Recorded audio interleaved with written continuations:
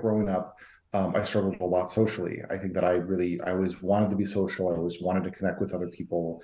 But as I would try to engage, it just sort of wouldn't work. Like I have memories of, going up to, people in the cafeteria, and they would just all stand up, pick up their lunches, and move to a different table because the other kids didn't want to spend time with me. Or sometimes it wasn't just kids ignoring me, sometimes they bullied me, they hit me, they were cruel to me, all the sorts of things that, kids can sometimes do to somebody who's different.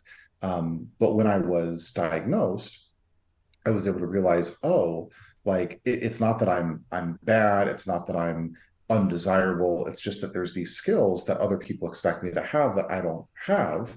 And so I was able to really work very deliberately at teaching myself those social skills. Like I would get books on body language and etiquette rules and things like that. And I was able to sort of teach myself social skills in the way that you would teach yourself a second language.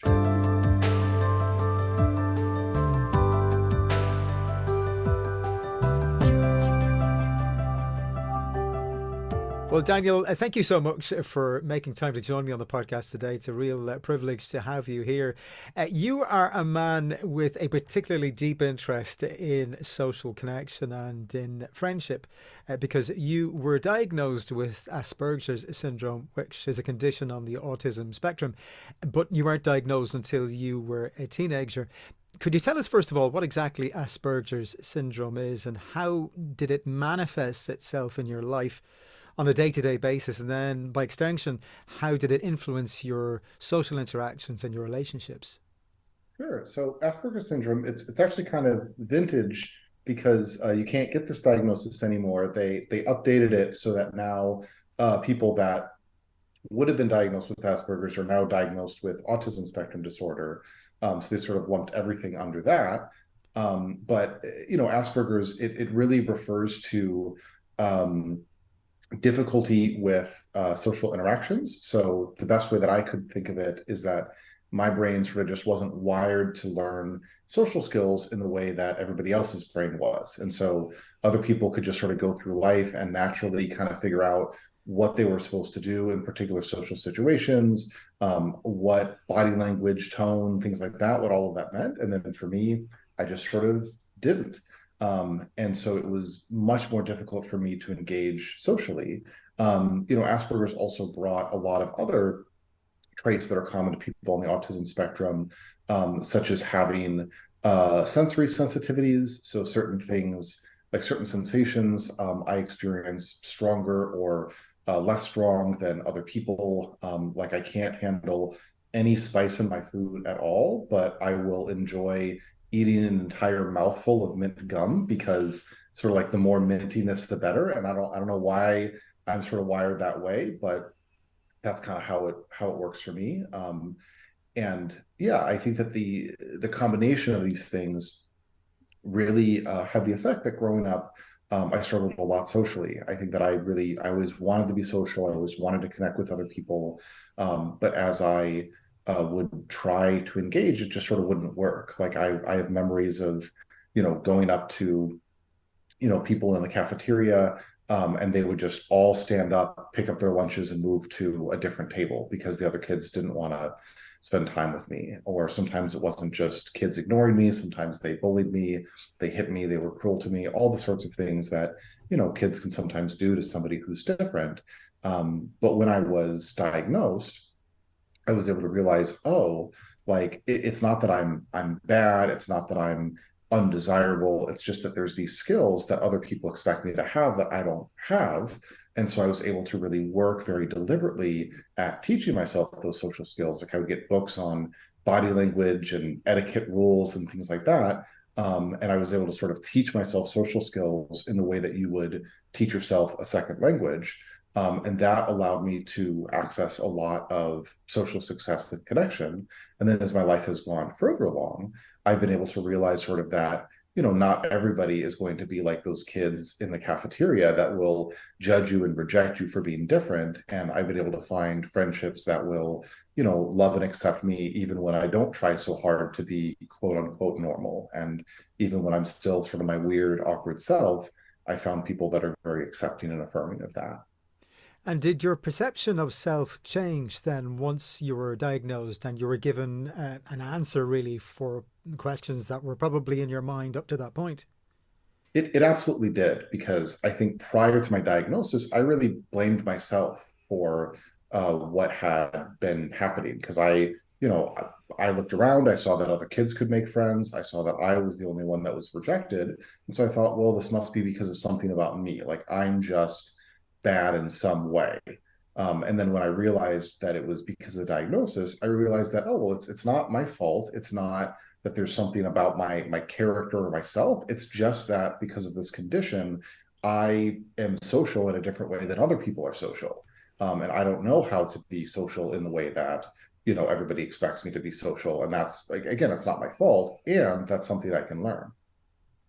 You gave a terrific TED talk, and I'll pop a link to it in the show notes for this episode, in which you detail your journey all the way through from being a child. And at one point, you mentioned that you had a strategy. You came up with this strategy, the Invisible Man strategy. Can you tell us Mhm. what your motivation for what this was and what it involved?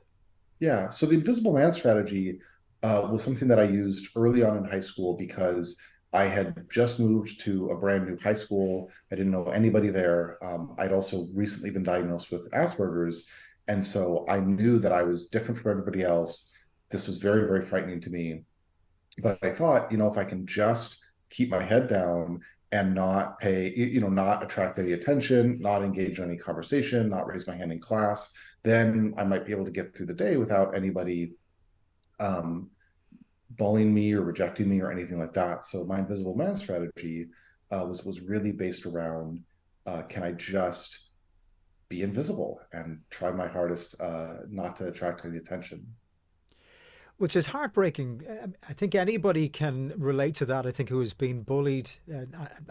I was bullied at one point. I think a lot of people would have been, and they can relate to being ostracized, certainly. So I can really understand. I can absolutely understand why you'd wanted for the ground to have swallowed you up and to have just been taken out of that context, that painful situation that you were in. Um, and then you, at one point, then in the same TED talk, you spoke about being in the hallway during lunchtime, sitting down with your back against the wall, and because the room that you were going to was closed because it was lunchtime, but there happened to be another boy in the hall who was doing the exact same thing, and you befriended him at that time. That's true. Like my invisible man strategy, I sort of continued that up until the point where I saw that there was somebody else also following the invisible man strategy. And then I noticed that there's this other boy who was also awkward, shy, lonely, but probably like me, really wanted a friend. And then at that time, I was like, okay, I can either continue to be invisible, which is safer, but is going to leave up with me being alone, this other kid being alone, or I can reach out and I can try to be a friend, even though that's really scary. Um, and my grandma would always say, like, if you want to have a friend, you have to be a friend. And I didn't, and at that moment, that was sort of the truth of what was going on. I realized being the invisible man, it's kind of a bummer. I didn't really like it.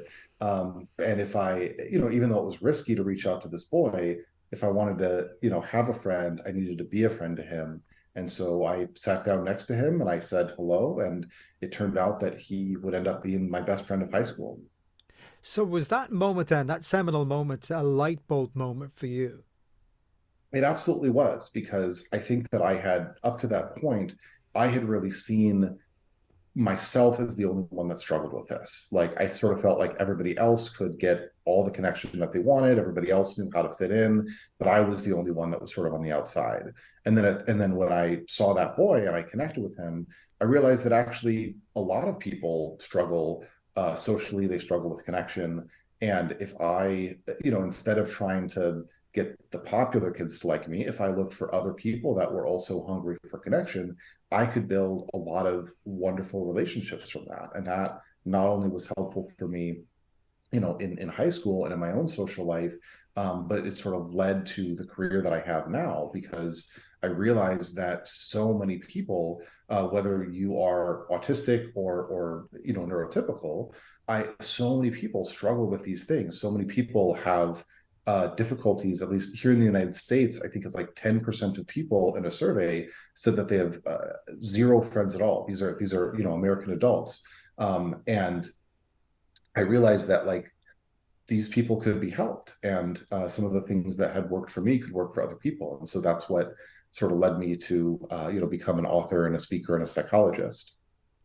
I'm interested to hear your thoughts about those cool kids, the ones that would have alienated you and ostracized you in Mhm. school and in college. You'd said that you struggled obviously to make friends because you wanted people to know the real you. So Mhm. whenever we think about the archetypal cool kid in school and the jock and that kind of popular person, they're normally popular for the wrong reasons and they are expressing a part of their personality for the wrong reason to appeal to other people just for the sake of getting attention or filling a void or vacuum in them. How do you view these popular or cool kids as such whenever they are seeking popularity again for those wrong reasons? Mhm. Yeah, I think that really in my work as a psychologist, one of the things that I find is that when somebody says, "Oh, like I am a control freak," or "Oh, I need to control the situation," what they're really saying is, "I'm scared," because we try to exert control when we're afraid. And I think that those bullies that are like, "I'm going to become popular by strutting around, by picking on people younger than me, by or weaker than me, by projecting a particular part of my personality and only that part of my personality." Those are people who are afraid.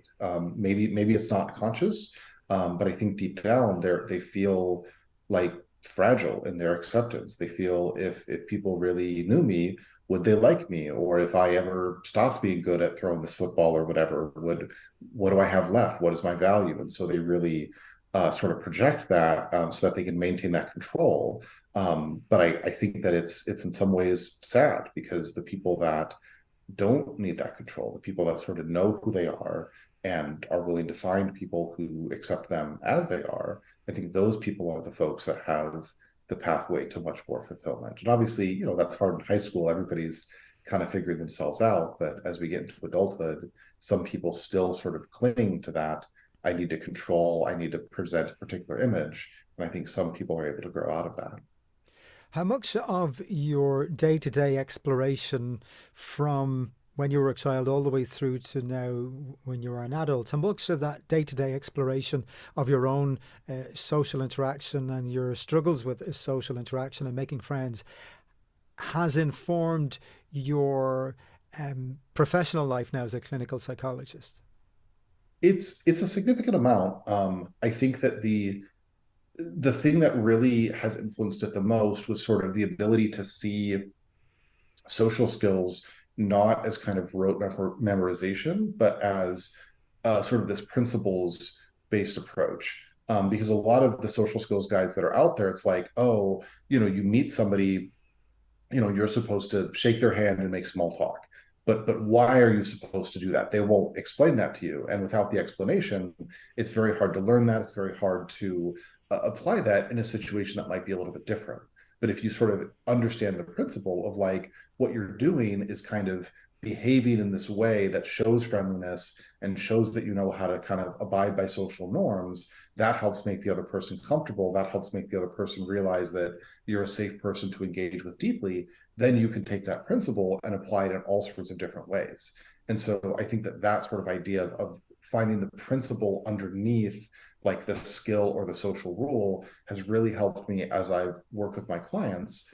Although I will say that as I've sort of developed as a psychologist, what I found is that it's more common for somebody to come in saying, "I need help working on my social skills." And then as I get to know them, I'm like, "Your social skills are fine. What you need is help working on your anxiety and your willingness to be vulnerable. Like you don't need the perfect social skills. You can engage just as you are and people will still like you." I think that that's become more common as I've learned more about how to help people. So my understanding then from what you're saying is then poor social skills then is a symptom of an underlying issue. Is that what you're saying? Uh, to a certain extent, I think that it's more so that somebody might have social skills that aren't great, but they think, but their social skills are good enough. But they think that all my social skills have to be amazing, and therefore I'm not going to go to that party. I'm not going to go to that social group because my social skills just aren't good enough. And then this sort of becomes a self-fulfilling prophecy. The more things that they avoid, the worse their social skills become. And I think oftentimes what I encourage people to do is to say, yeah, you might not be, like a Hollywood actor that's the most charismatic person in the world, but that's okay. You can still engage even with imperfect social skills. Well, I'm glad you said it because I've spoken before about people's obsession with perfection and how it Mm-hmm. can be so counterproductive. We're talking about social skills then, and social skills, by virtue of being a skill, can be enhanced like any other skill. What basic things can we do in order to enhance our social skills then on a day to day basis? Yeah. I think that the one of the biggest things that people can do to enhance their social skills is uh, to notice the times when they feel like their mind is going blank and they have nothing to say, because this happens frequently to a lot of people that struggle socially. But the fact is, your mind is not actually going blank. Like unless you've just like you're narcoleptic and you're falling asleep or something like that, you have thoughts in your mind. What's actually occurring is that whatever thoughts are coming to mind, you're saying, oh, those aren't good enough. Like, oh, I could say that, but that's awkward. Oh, I could say that, but that's not interesting. And I think that one of the easiest things to apply is that when your mind is going blank, if something comes to mind and it's not harmful, go ahead and say it. Like if the thing that you want to say is like it's going to be offensive in some way, obviously don't do that. But if it's not harmful, if it's not going to hurt anybody, go ahead and try to say it, even if it's feels awkward, even if it feels off base. And that I think is one of the easiest ways to improve your ability to engage more with other people.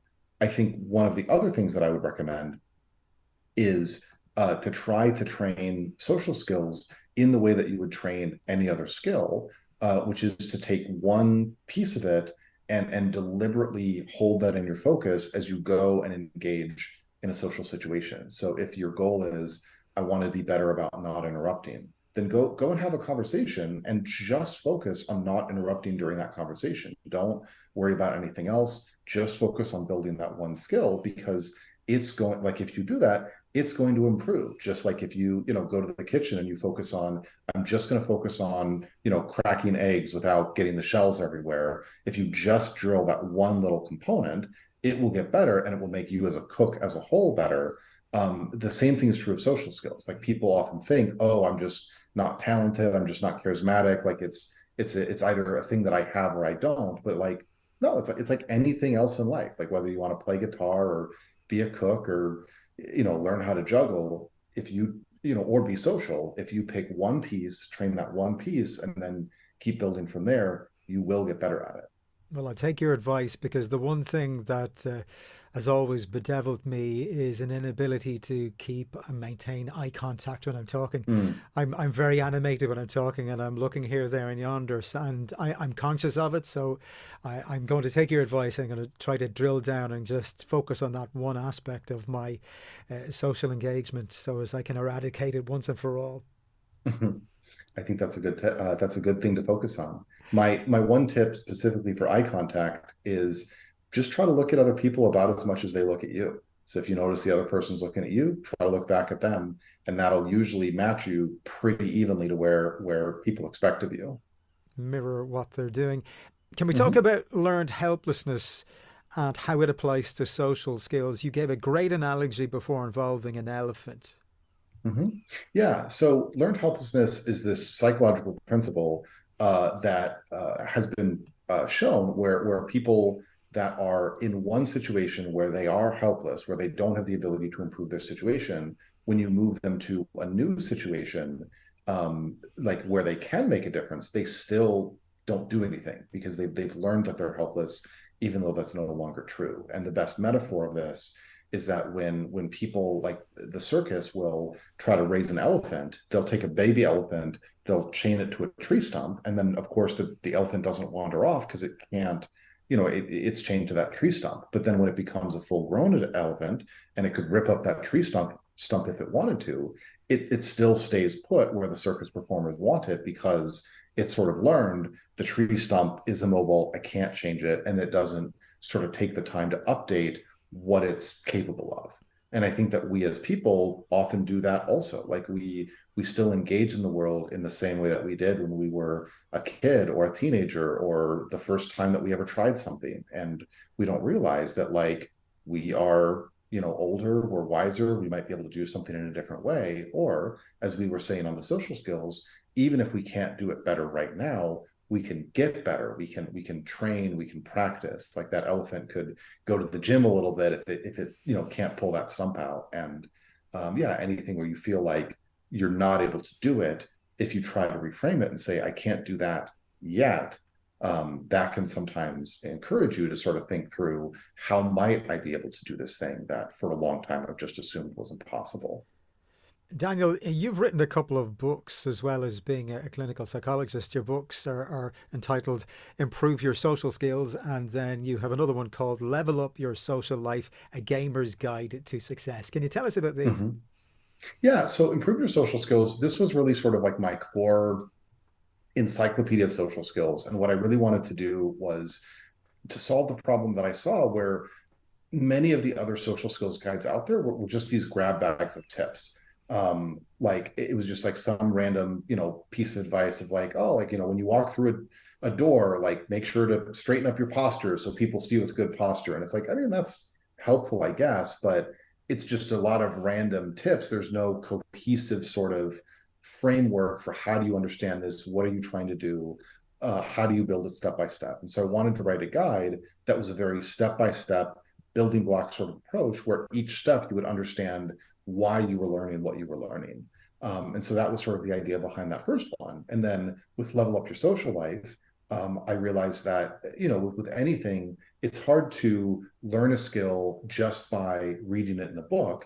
It's much easier if you have like activities and ways to practice it. And so with Level Up Your Social Life, I wanted to give people a set of activities that they could engage in that would help them practice these things and learn these skills. And because, I'm a nerd, I thought, what better way to do that than to use sort of video games as a metaphor? And so that one, it uses video games as a metaphor for teaching a social skill. And then it gives people quests, kind of like in a video game, where, there's an activity that they can do to sort of apply what they're learning. Is it too reductive to say that many gamers lack social skills? Is there a link between lack of social skills, and people who are gamers? I'm sure that there is, and I think that it's because if you, I mean, I'll just speak from my own experience. I think that when I was really struggling socially, I would gravitate to a lot of games because um, the parameters of a game are defined. Like in if you go into a social interaction, there's so many variables, there's so many things to keep track of. It can feel almost impossible to know what you're doing. But in a game, it's just programming, and so you can feel the sense of mastery. You can know exactly what you're supposed to do, and that can be comforting for somebody. And if you engage socially online, if you join a game and you're talking with people in the chat or something, it can be it can be an easier way of engaging socially because again there's fewer parameters. You don't have to see the person, you don't have to respond to their body language. You can talk about what's happening in the game instead of having to find something else to talk about. And so it's a little bit of kind of a way of doing social interaction that has some training wheels attached to it. So it makes sense why somebody might gravitate towards that. And I think that those relate, like social interactions that can happen online or through games, those can be real and fulfilling. And, games can be very fun and fulfilling also. I just, do think that sometimes people never gravitate beyond that because it's frightening to kind of move out of that comfort zone. To illustrate the importance of social connection, I'm not sure if you remember this particular reference, but I saw it in one of the talks that you gave online. It's Mhm. you referred to a meta study covering 300,000 people and the relationship Mhm. between greater social connection and death. Do you remember that particular study? I do remember the study. I don't want to cite the numbers exactly because I don't want to misquote them, but I will encourage people to watch, my TEDx talk because the numbers are all in there. But the core idea is that greater social connection was strongly connected to a decreased risk of mortality, far more than or I think equivalent to the effect of quitting smoking, and more than the effect of exercise or obesity. And so even these things that we know have a big effect on your lifespan, such as, exercise or smoking, uh, like social connection has just as much, if not more, of an effect on how long you're going to live. And I would argue how well you're going to live, even though that wasn't included in the study, because I think that somebody who is, you know, like lonely, I I don't know that it's easy to have a fully fulfilling life unless you have people to spend it with. And so I think that this is important both so that we can live well, sorry, that we can live a long time and so that we can live well. Well, you referred to the TED Talk there. As I said, I'll pop a link to that in the show notes for this episode and indeed your books too. You're very successful now. I'm just curious. I always want to ask people who have achieved a degree of success in their lives, do they ever suffer from, or do you ever suffer from imposter syndrome? And how do you cope with any disappointments or failures in your life? Mhm. Yeah. So I think that just about everybody struggles with imposter syndrome, because I think that when we see other people, writing books or standing on a stage or, running a podcast or whatever else they're doing, all we see is the output. We don't see all of the rough drafts. We don't see all of the effort they put into it. We don't see all of the mistakes they made along the way. And so, but we see all of that stuff with ourselves. And so we compare their like final product to our process and our rough drafts, and we think, oh no, like I clearly don't stack up to those other people. But they had their own rough drafts, they had their own mistakes, they had all that stuff too. You just don't see it. And so I think what I try to remind myself is that if it was hard for me, it must have been hard for other people, maybe in different ways, but nobody's perfect at anything. And I think I also try to remind myself that it doesn't matter if I'm an imposter or not, if what I'm offering is going to help people. Like fundamentally it's not about me, it's about our is my book, is my speaking, is my whatever, is it going to have the ability to help somebody? And if I can say I trust the ideas that I'm sharing, then I need to get them out there, and it doesn't matter if I'm anxious about it. um, I think that there's a second part of your question. Can you I got caught up in my answer, can you say the second part of your question also? Well, I was just interested to find out how you negotiate disappointments and failures. Given that you have achieved a great degree of success to date, what is your strategy for getting through disappointments and failures in your Mhm. life now?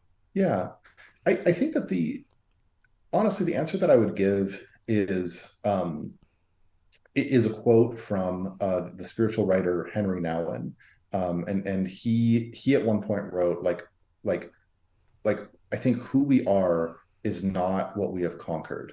And I think what I understand that to mean is that our identity and our value are not the same thing as our accomplishments. And the fact is, like when I'm, on my deathbed one day, I don't think that I'm going to have people around me being like, Daniel, your TED talk was so good. That was Daniel, I loved your book. It was amazing. Like, I'm going to have like my friends and my family and the people that I've just had everyday experiences of love and connection with. And I think that that ultimately is where the biggest meaning and value of life is. And the fact is, those people, if I never write another book, those people will still love me and accept me and want to be with me. And so I think that I like writing books, I like accomplishing things, I like conquering in Henry Nouwen's language, but that's not who I am. And when I get discouraged about that, I try to remind myself, my identity is not the same as my achievements. Well, that's a lovely note upon which to end our chat today. Daniel Wendler, thank you so much for joining me on the podcast. Really enjoyed our chat. For sure. I appreciate being here. Hey there, friends. If you got value from this video, well, you know the deal. Please like, subscribe, share, and I will see you in the next one.